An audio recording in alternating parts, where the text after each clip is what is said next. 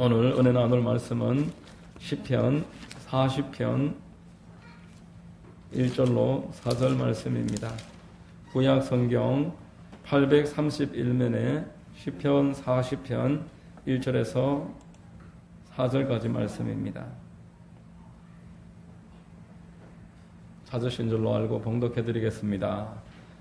내가 야훼를 기다리고 기다렸더니 귀를 기울이사 나의 부르짖음을 들으셨도다. 나를 기가 막힐 웅덩이와 수렁에서 끌어올리시고 내 발을 반석 위에 두사 내 걸음을 견고하게 하셨도다. 새 노래 곧 우리 하나님께 올릴 찬송을 내 입에 두셨으니 많은 사람이 보고 두려워하여 야훼를 의지하리로다.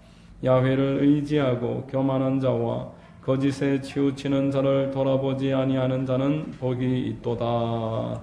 아멘. 할렐루야. 주일 오전 예배 나오신 여러분들 주님 이름으로 환영하고 축복합니다. 우리 옆에 분들과 한번 인사하시겠습니다. 참 잘 오셨습니다. 참 잘 오셨습니다. 만나서 반갑습니다. 저는 봉독해드린 시편 40편 1절로 4절을 통해서 감사와 기도라는 제목의 말씀을 전하겠습니다. 성령님이 여러분들에게 은혜를 더해 주시기를 바랍니다. 여러분 11월 달이 이제 연말이 다가오면은 교회들은 대단히 분주하게 움직입니다. 11월 셋째 주가 추수감사주일로 지키고 있고 추수감사주일을 전후로 해서 보통 한 주에서 좀 길게는 3일에 정도씩 기도회를 합니다. 감사와 기도를 떨어뜨릴 수 없는 불가분의 관계이기 때문에 감사절기에 기도를 같이 그렇게 많이들 하는 것입니다. 주중에 이런 이야기를 했습니다. 감사절이 연례 행사가 되지 말고 참으로 그 본질이 중요하니까 너무 분주하게 준비하느라고 그렇게 감사 없는 추수감사절 되게 하지 않도록 우리 한번 이번에는 마음을 하나님께 감사하는 일에 초점을 맞춰야 되겠다. 복음서에 등장하는 마르다나 마리아 그 자매처럼 불평하고 그래서 시험이 드는 그런 시기가 되지 않도록 그렇게 준비를 하자 이런 이야기를 했었습니다. 오직 한 해를 허락하시고 여러 가지 일을 겪었지만 우리에게 다시 한번 추수의 계절을 허락하시고 한 해를 돌아볼 수 있는 시간을 주신 우리 하나님 아버지께 감사하는 시간이 되기를 하나님께서도 원하고 계실 것입니다. 여러분 기도회도 마찬가지입니다. 지금까지 매년 다니엘 기도회라고 해서 서울에 있는 어느 교회에 온라인 그 실황을 교회에서 함께 예배를 드리고 기도회를 했었는데 이번에는 하지 않기로 했습니다. 이번 우리 교회는 이미 아침과 저녁에 기도회가 이미 있고 또 기도를 연례 행사처럼 하는 일에 좀 부담스럽고 거북함을 느끼는 그런 생각이 있었기 때문에 그렇습니다. 물론 특별 기도회를 통해서 성도들이 기도를 작정을 하고 하나님 앞에 나왔을 때 하나님이 큰 은혜를 부어주시기도 하고 그리고 성령 체험도 하고 문제가 해결되는 일들도 있다는 것을 잘 알고 있지만 그러나 이번에는 감사와 기도가 누가 하라고 해서 그리고 해야 되니까 하는 그런 시간이 되지 말고 자발적으로 하는 게 좋겠다. 그런 생각이 있었다라는 것입니다. 제가 가진 성경을 보면은 시편 40편 제목에 감사와 기도 이렇게 붙어 있습니다. 전반적으로 다윗이 하나님 앞에 감사하고 기도했던 그 내용이 기록되어 있는 시편이 40편입니다. 특별히 1절에서 3절은 찬양 가사로도 많이 알려져 있습니다. 내가 여호와를 기다리고 기다렸더니 나의 부르짖음을 들으사 응답하셨도다. 여러분들도 많이 들어보셨을 것입니다. 기도나 감사의 본질을 몇 가지로 말씀하고 있습니다. 첫 번째는 기도와 감사의 중요한 요소가 인내함이다라는 것을 말씀합니다. 여러분 다윗은 왕이었습니다. 그리고 전쟁에 능한 용사였습니다. 그렇지만 다윗의 본질을 보면은 그는 신앙의 사람이었습니다. 다윗은 신앙으로서 세상을 살았고 승리할 수 있었습니다. 다윗이 사울왕의 추격을 받을 때에 그가 인내할 때에 결국 10년 세월이나 인내했지만 하나님이 그에게 승리를 주셨습니다. 그러나 자신의 충성스러운 부하 우리아의 아내 바세바의 일에 있어서는 인내하지 못할 때에 실수하고 실패했습니다. 본문 1절에 내가 야훼를 기다리고 기다렸더니 귀를 기울이사 나의 부르짖음을 들으셨도다 라고 말합니다. 여러분, 인내할 줄 아는 사람이 결국 신앙에서 승리를 하는 것입니다. 인내할 수 없으면은 감사도 할 수 없고 기도도 할 수 없습니다. 성경에 보면 다니엘이나 에스더와 같이 어린 나이에 하나님께 쓰임받은 인물들이 나옵니다. 그러나 그들은 감사할 수도 기도할 수도 없는 형편이었습니다. 포로로 붙잡혀 있었고, 에스더 경우에는 그 부모를 전쟁통에서 잃어버린 그러한 아주 절망적인 상황이었습니다. 원망하려면 얼마든지 원망할 수 있는 그런 상황이 에스더의 취한 형편이었다라는 것입니다. 그러나 그들은 세상에 자기를 타협하지 않고 물들지 않고 끝까지 하나님을 신뢰하면서 기다렸더니만 하나님이 그들에게 기회를 열어주셨습니다. 하나님을 사랑하는 자 곧 그 뜻대로 부르심을 받은 자들에게는 모든 일이 합력해서 선을 이룬다라고 말씀을 하셨는데, 그 약속 그대로 그 절망의 형편에서 하나님을 기다렸더니만 하나님이 그들에게 기회를 열어주신 것입니다. 여러분, 애벌레 속에 나비가 자라고 있음을 우리는 알고 있습니다.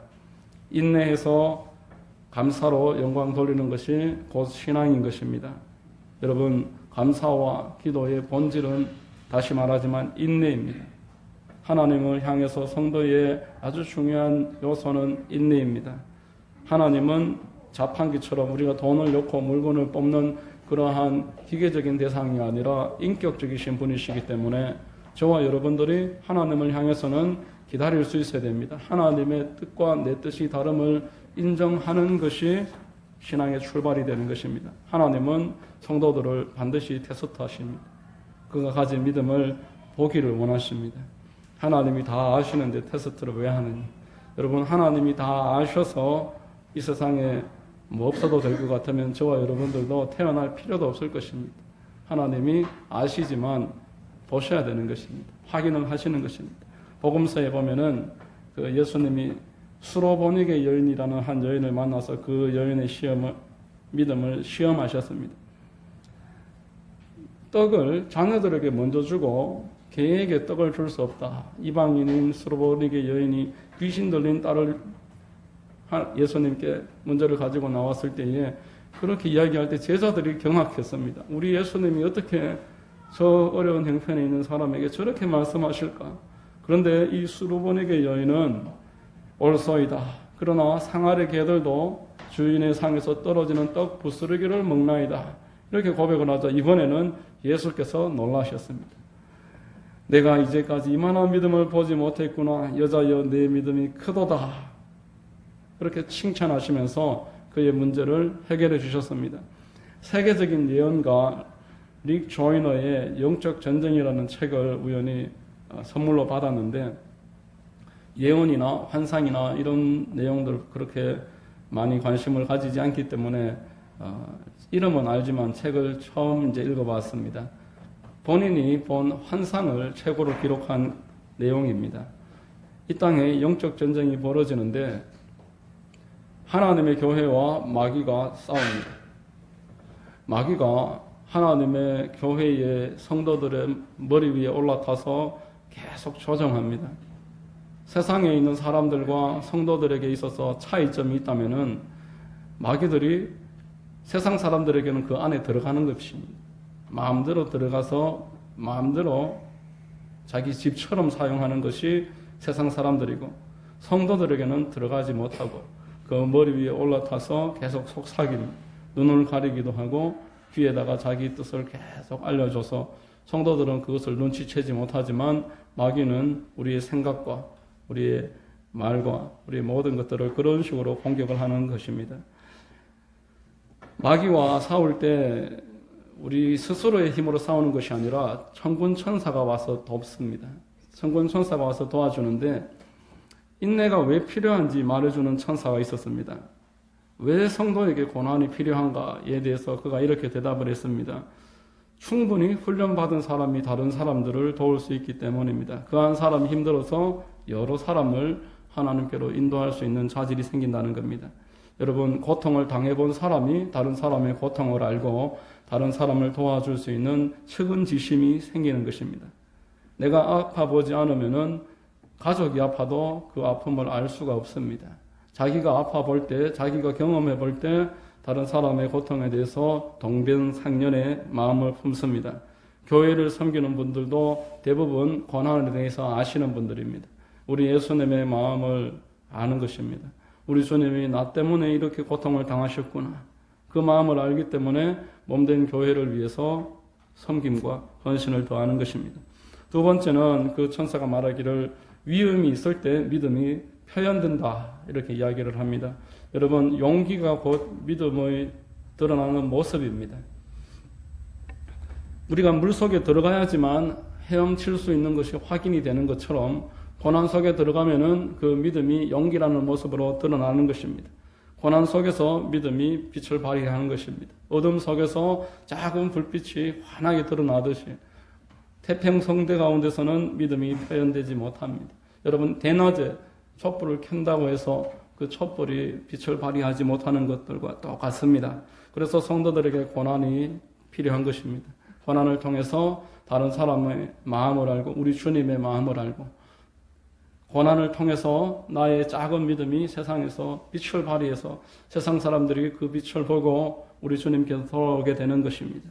여러분, 참으로 기도는 농부가 씨를 뿌리는 것과 똑같습니다. 인내의 시간이 반드시 필요한 것입니다. 제가 저기 성당 쪽으로 올라가는 길에 밭이 많이 있어서 그 전도를 하다 보니까 할머니들이 밭에 뭐 일을 하고 계시길래 물어봤습니다. 이 한 10평쯤 되는 땅에 배추가 얼마나 나옵니까? 물으니까 1년에 3번에서 4번까지 나온다는 겁니다. 저는 몰랐었는데 그렇게 키워서 10평쯤 되는 땅에서 배추를 키워서 김장도 한 3번 하신다는 겁니다. 배추가 한 번에 1년에 3번에 나오는구나, 그렇게 알게 됐습니다. 인삼은 여러분 최소한 5년 이상은 키워야 됩니다. 시중에 판매되는 인삼은 보통 6년에서 7년, 10년 그 이상 제품입니다. 여러분, 배추와 인삼의 그 가치를 우리가 비교할 수 있겠습니까? 우리 마음밭에 배추가 넘쳐나기를 바라시는 분 계십니까? 배추보다도 인삼이 있기를 원하실 것입니다. 인삼을 키우는 사람들도 7년은 기다린다고 하는데 내가 하나님 앞에 하루 기도하고 이틀 기도하고 한 달 기도하고 응답이 없다라고 이야기하는 것은 하나님 앞에 우리가 중요한 그 인내 요소를 모르는 것입니다. 오늘 본문 1절에서 말하듯이 내가 야훼를 기다리고 기다렸더니 나의 부르짖음을 들으사 응답하셨도다 라고 말합니다. 여러분, 성경에 무엇이든지 기도하고 구한 것은 받은 줄로 믿어라, 이렇게 말씀했습니다. 이 말은 기도할 때 기대감이 있어야 된다라는 뜻입니다. 그저 형식적으로 기도하든지 중간에 포기하면은 기도에 대해서 응답을 기대할 수 없다는 겁니다. 기대감, 그 기대감을 가지고 계속 기도하는 것입니다. 하나님이 반드시 응답하십니다. 하나님이 다급한 일에는 예외도 있지만 보통 영적으로 대단히 중요한 은사나 어떤 달란트를 주실 때, 또 교회를 성장하게 하실 때 기간이 필요합니다. 학생들이 학교에 들어가면은 6년, 3년, 또 3년, 대학까지 4년, 그 정도 공부해도 많이 공부한 것이라고 요즘은 쳐주지도 않습니다. 그렇게 한 단계 한 단계 성장해서 레벨이 업되는 것입니다. 우리 그리스도인들도 영적인 성숙은 그러한 3년, 5년 이상의 단계들을 계속 거치면서 영적으로 달라집니다. 은사가 더해지고 달란트가 생기고 보는 눈이 새로워지는 것입니다. 그러므로 우리는 하나님 앞에 기다리고 부르짖고 하나님의 응답을 기다릴 줄 아는 것이 기도에 있어서, 감사에 있어서 아주 중요한 첫 번째가는 요소임을 기억하시기를 바랍니다. 두 번째로 감사와 기도의 요소 중 필요한 중요한 내용은 언약을 신뢰함입니다. 오늘 본문 1절에 내가 야훼를 기다리로라고 말했습니다. 3절과 4절에도 야훼를 의지하리로다. 야훼를 의지하리로다. 야훼라는 이름이 반복되고 있습니다. 여러분, 야훼라는 이름은 하나님의 그 언약을 표현하는 방법입니다. 하나님의 언약으로 우리를 상대를 하십니다. 우리가 하나님을 어찌 알겠습니까? 여러분, 우주는 하나님의 작품입니다. 하나님이 얼마나 크고 광대하시고 넓으신지 우주를 보면 압니다. 작가가 그림을 그릴 때 그 그림의 그 뜻을 짐작해보고 감상할 수 있는 것처럼 우주를 보면서 하나님이 이처럼 크고 놀라우신 분이구나, 대단하시고 광대하시고 끝없으시고 전능하시구나 알 수가 있습니다. 그러나 이 작품을 보면서 그분의 그 마음의 계획이나 목적이나 그 성품까지는 알 수가 없습니다. 그래서 우리에게 말씀을 주셨습니다.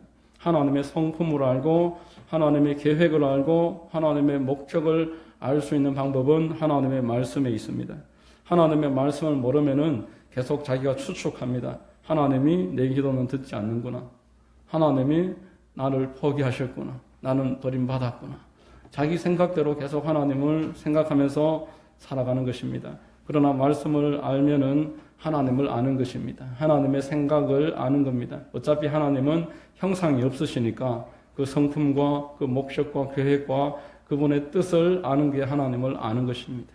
여러분, 하나님은 성경에서 계속 야훼 이레, 야훼 라파, 야훼 샬롬, 야훼 삼마, 야훼 치트켄, 마카데시 이런 식으로 계속 야훼라는 이름으로 성품을 계시하셨습니다. 그래서 그 언약으로 우리를 상대하시는 겁니다. 성경에서 우리가 제일 먼저 확인해야 되는 것은 언약입니다. 하나님이 어떤 언약으로 나에게 약속하셨으며 우리는 그 언약을 붙잡고 계속 기대하는 겁니다. 첫 번째로 야훼 이레라는 이름이 우리가 잘 알고 있습니다. 준비하시는 하나님이십니다. 여러분, 하나님이 저와 여러분들을 향해서 다 계획하시고 준비하고 계십니다. 아브라함이 모리아산에 이삭을 데리고 번제를 드리러 올라갈 때에 정말 칼을 들고 내리치려고 하니까 하나님이 깜짝 놀라셔서 아브라함아, 아브라함아, 네 손을 멈춰라. 그리고 저 옆에 순양이 숯불에 걸려있는 것을 보고 그 순양을 번제 삼아서 하나님 앞에 예배드리고 하나님이 이제 내가 확인했으니 야훼 이레의 하나님, 예비하시는 하나님, 준비하시는 하나님이 이제 너희 하나님 분명하게 제시하시고 정말 믿고 그 이후로부터는 더 이상 시험도 없고 어려움도 없고 평탄한 삶으로 하나님이 이끌어 주셨습니다. 야훼 그리고 라파의 하나님, 치료하시는 하나님이라고 소개하셨습니다. 말씀을 주목하고 그 말씀에 귀를 기울이고 그 말씀을 내가 소홀하게 여기지 아니할 때에 하나님은 그 야훼 라파의 하나님으로 치료하는 광선을 비춰주셔서 치료하시겠다 말씀하십니다. 출애굽기 15장 26절에 너희가 너희 하나님 나 야훼의 말을 들어 순종하고 내가 보기에 의를 행하며 내 계명에 귀를 기울이며 내 모든 규례를 지키면 내가 애굽 사람에게 내린 모든 질병 중 하나도 너희에게 내리지 아니하리니 나는 너희를 치료하는 야훼임이라 라고 말했습니다. 하나님의 말씀을 약을 먹듯이 여러분, 우리가 아플 때 약을 얼마나 정성껏 먹습니까?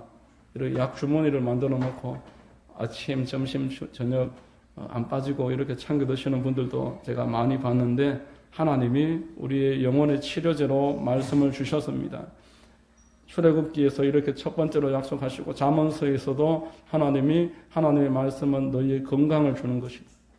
우리 마음의 평강과 불안을 없애주고 분명한 길을 비춰줌으로써 좌로도 우로도 흔들리지 아니하고 분명한 목표를 향해서 갈 수 있으려면 마음에 하나님으로부터 오는 힘을 얻어야 될 때에 이 말씀이 치료제가 되고 우리를 힘주시고 인도하시겠다라는 것입니다. 그리고 야훼 니시의 하나님, 승리하게 하시는 하나님으로 소개하셨습니다.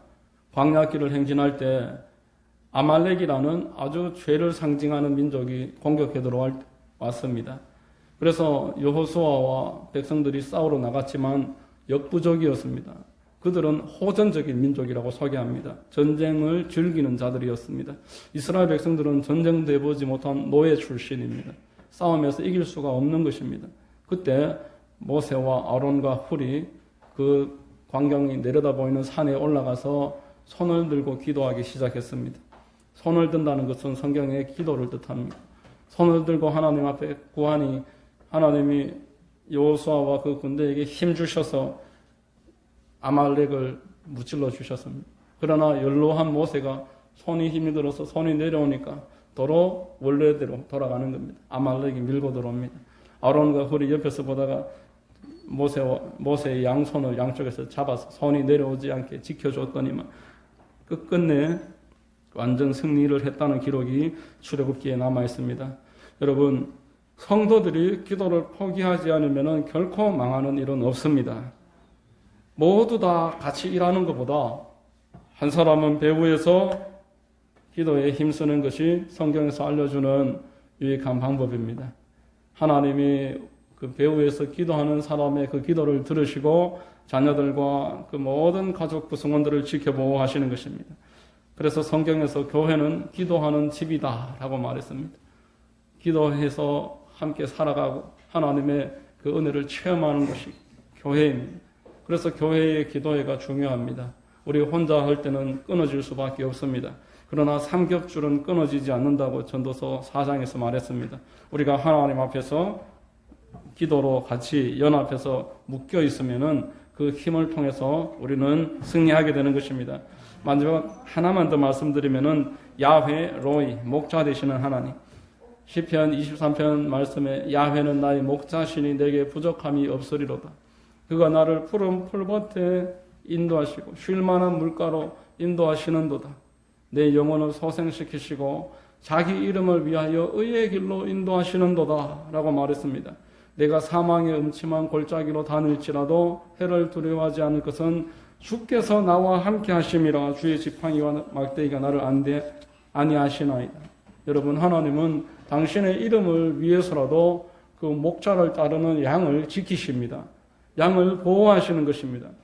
더 이상의 야훼의 이름이 많이 있지만 지금 말씀드린 이레, 니시, 라파, 로이, 이 언약으로 알려주신 하나님의 이름을 우리가 잘 묵상함으로써 저와 여러분들은 시험에서 이겨낼 수 있고 포기하지 않고 믿음의 길을 걸을 수 있는 것입니다. 내 눈에 지금 아무것도 보이지 않고 너의 앞에 보장된 것이 없어도 하나님이 나와 함께 계시고 보장하심으로 나는 끝까지 믿음의 길을 감사하면서 가는 것입니다. 내 몸이 아프고 질병으로 연약함을 당하고 있어도 하나님은 나를 치료하시는 하나님이라고 소개하셨으니 포기하지 말고 끝까지 하나님 앞에 기도하고 그래서 치료를 경험하는 은혜가 있게 되는 것입니다. 사방의 우겨삼으로 당해도 하나님이 강하심으로 나는 연약하지만 하나님이 나와 함께 하심으로써 우리는 끝까지 승리할 수 있습니다. 베드로전서 2장 25절에 너희가 전에는 양과 같이 길을 잃었더니 이제는 너희 영혼의 목자와 감독 되신 이에게 돌아왔느니라 라고 말씀을 했습니다. 하나님께서 우리의 목자가 되신다라는 겁니다.